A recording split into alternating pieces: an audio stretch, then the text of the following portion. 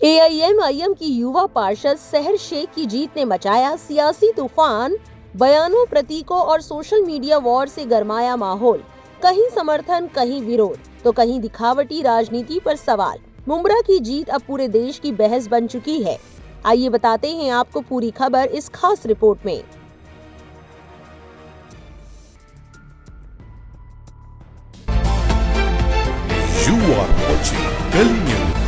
महाराष्ट्र में नगर पालिका चुनाव के दौरान ऑल इंडिया मजलिस-ए-इत्तेहादुल मुस्लिमीन प्रमुख असदुद्दीन ओवैसी ने कहा था कि भारतीय संविधान के तहत एक हिजाब पहनने वाली महिला प्रधानमंत्री और मेयर भी बन सकती है। उनके इस बयान के बाद महाराष्ट्र की सियासत में उबाल आ गया था। बीजेपी नेताओं ने इस पर तीखी प्रतिक्रिया दी थी, जबकि एआईएमआईएम नेता वारिस पठान ने इसका पुरजोर समर्थन किया और पूरे चुनाव में इसे एक मुद्दा भी बना दिया था। वहीं अब नगर पालिका के चुनावी नतीजों में ऑल इंडिया मजलिस-ए-इत्तेहादुल मुस्लिमीन ने शानदार प्रदर्शन किया।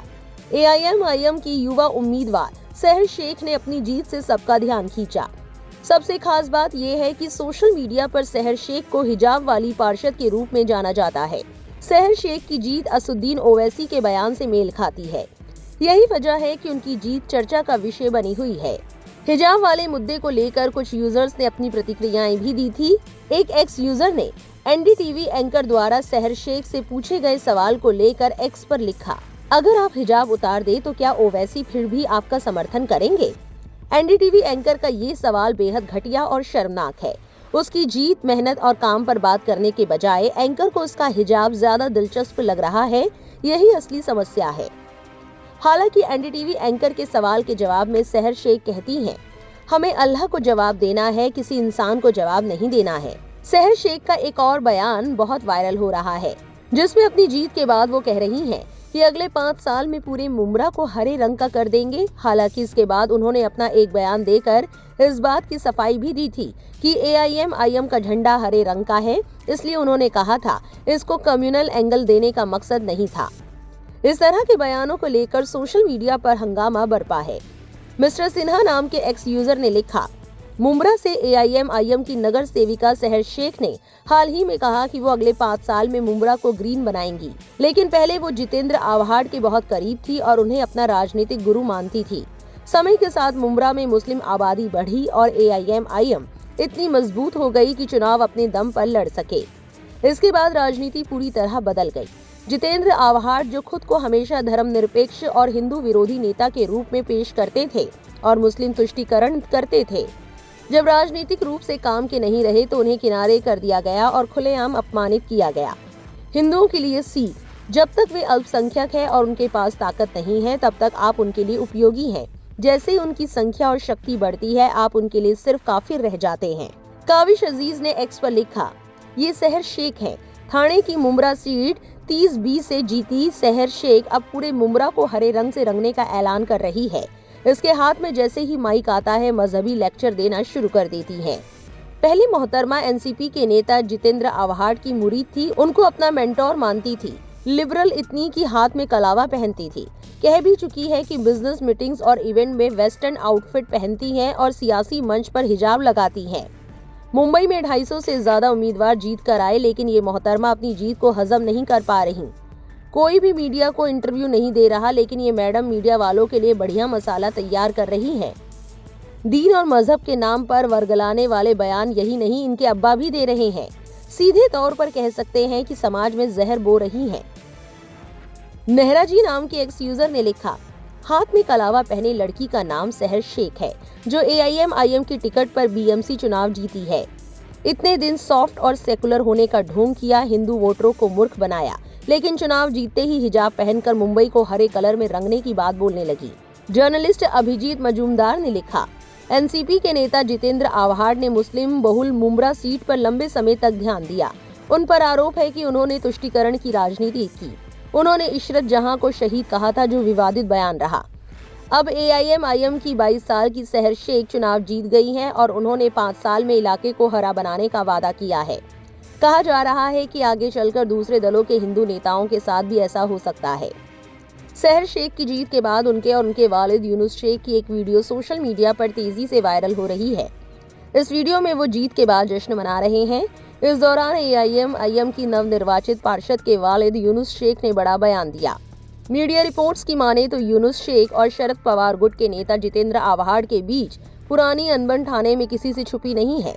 बेटी की जीत पर यूनुस शेख ने कहा कि अल्लाह ने उनकी हिजाब वाली बेटी को पूरे भारत में फेमस कर दिया। उन्होंने कहा कि उनकी बेटी की पहचान अब सिर्फ ठाणे तक नहीं सिमटी है, बल्कि पूरे देश में चर्चा हो रही है।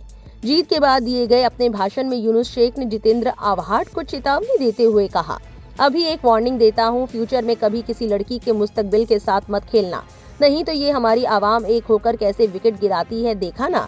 चाहे वो हिंदू हो, मुस्लिम हो, सिख हो या ईसाई हो, बेटी सबकी बेटी होती है। साथ ही यूनुस शेख का एक बयान और वायरल हो रहा है, जिससे पूरा विवाद खड़ा हो गया है। इंडिया गठबंधन नाम के एक एक्स यूजर ने लिखा, AIM नेता यूनुस शेख का अपमानजनक बयान। AIM नेता यूनुस शेख ने राजनीति में जिस तरह का बयान दिया है वो किसी भी तरह से स्वीकार्य नहीं है। यूनुस शेख ने NCP नेता जितेंद्र आव्हाड के ऊपर निशाना साधते हुए कहा कि दिमाग सटका ना तो मुमरा में एंट्री बंद करवा दूंगा। आगे बोलते हुए कहा कि हम लोग बड़ी उल्टी खोपड़ी के हैं, आदि उल्टा सीधा बोला। मेरा सवाल है कि मुमरा यूनुस शेख की जागीर है क्या? जिस तरह का बयान यूनुस शेख ने दिया है, अगर यही बयान जितेंद्र आव्हाड ने दिया होता तो क्या तब भी AIM के धुरंधर ऐसे ही चुप रहते या फिर मुस्लिम कार्ड खेलते? राजनीति में जमकर एक दूसरे का विरोध करिए, लेकिन अपनी भाषा का इस्तेमाल सोच समझ कर करना चाहिए।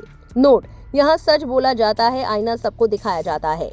एक एक्स यूजर लिखते हैं, मैं बहन शहर शेख के बयानों से सख्त असहमति जताता हूं। अगर वो एक नेता बनना चाहती हैं और उनका राजनीतिक भविष्य उज्जवल होना चाहिए तो उन्हें अपने शब्दों और बयानों को लेकर ज्यादा जिम्मेदार होना चाहिए। यूनुस शेख के बयान बहुत ही शर्मनाक है और वे मुसलमानों की एक गलत छवि पेश करते हैं। मैं उनके भाषणों की कड़ी निंदा करता हूँ। इन दोनों के बयान बेवजह हैं और मुसलमानों के खिलाफ नफरत फैलाने का काम करते हैं। खासतौर पर यूनुस शेख द्वारा जितेंद्र आव्हाड के खिलाफ दिए गए बयान बेहद शर्मनाक और निंदनीय है। वहीं आपको बता दें कि बहुत से लोग इतनी कम उम्र में शहर के जीतने की तारीफ भी कर रहे हैं और उनको सपोर्ट भी कर रहे हैं। एक यूजर ने लिखा, ज़हनी गुलाम पूरी जिंदगी दरी कुर्सी लगाकर पूरी जवानी कुर्बान कर देता है, लेकिन उसे गली का एक यूट्यूबर तक नहीं पूछता। चुनाव के वक्त AIM में शामिल हुई शहर शेख आज राष्ट्रीय चैनलों पर बेबाकी से बाइट दे रही है। हर ओर चर्चा हो रही है, बस यही बात गिद्ध ज़हनी गुलामों को हजम नहीं हो रही है। उन्होंने एक और ट्वीट किया, जिस उम्र में लोग दूसरी पार्टियों में झंडे उठाते हैं उस उम्र में AIM ने कारपोरेटर बना दिया। ना ही उम्र कोई ज्यादा ना कोई बहुत ज्यादा सियासत का तजुर्बा। सिर्फ एक बयान से शहर शेख ने social media, main stream media और कई पार्टियों को हिला डाला और ज़हनी गुलामों की अलग लेवल पर जल रही है। वहीं एक और एक्स यूजर ने लिखा, वो 30 साल की है, उसने वादा किया है कि वो उसे हरा देगी क्योंकि उसने उसके साथ धोखा किया है।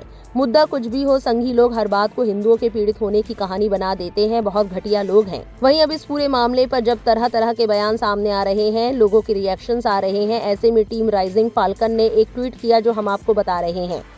वो लिखते हैं, ये जो मैं लिख रहा हूँ वो AIM या उसके नेतृत्व के खिलाफ नहीं है, इसलिए सभी से निवेदन है कि इसे पढ़ने के बाद गाली गलौच या भावनात्मक प्रतिक्रियाएं ना दे। हम किसी भी राजनीतिक पार्टी के लिए काम नहीं करते। हमारी आलोचना केवल दिखावे, मौके के हिसाब से अपनाई गई पहचान और प्रतीकात्मक राजनीति के खिलाफ है।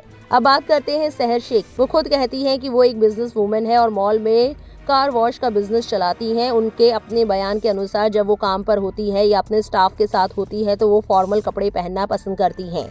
यहाँ एक अहम सवाल उठता है, राजनीतिक मंच पर हिजाब, लेकिन बिजनेस या रोजमर्रा की प्रोफेशनल जिंदगी में नहीं। पहले वो NCP नेता जितेंद्र आव्हाड की खुलकर तारीफ कर चुकी हैं और उन्हें अपना मेंटोर भी बता चुकी हैं। उन्होंने खुद को इतना लिबरल बताया कि उन्होंने कलावा भी पहना जो हिंदू धार्मिक परंपरा से जुड़ा प्रतीक है। उन्होंने सार्वजनिक रूप से कहा है कि वो बिजनेस मीटिंग्स और इवेंट्स में वो वेस्टर्न कपड़े पहनती है, जबकि राजनीतिक मंच पर ही हिजाब पहनती है। ये किसी के धर्म या कपड़ों पर निजी हमला नहीं है, ये उस चयनात्मक पहचान और दिखावटी राजनीति की आलोचना है जहाँ धार्मिक प्रतीकों का इस्तेमाल केवल राजनीतिक फायदे के लिए किया जाता है। आखिर में मैं सिर्फ दुआ कर सकता हूँ कि चाहे हिजाब दिखावे के लिए पहना जाए या वोट बैंक मजबूत करने के लिए, अल्लाह उन्हें हिदायत दे कि हिजाब सिर्फ एक राजनीतिक प्रतीक ना रहे बल्कि उनके ईमान, किरदार और जीवन का सच्चा हिस्सा बने।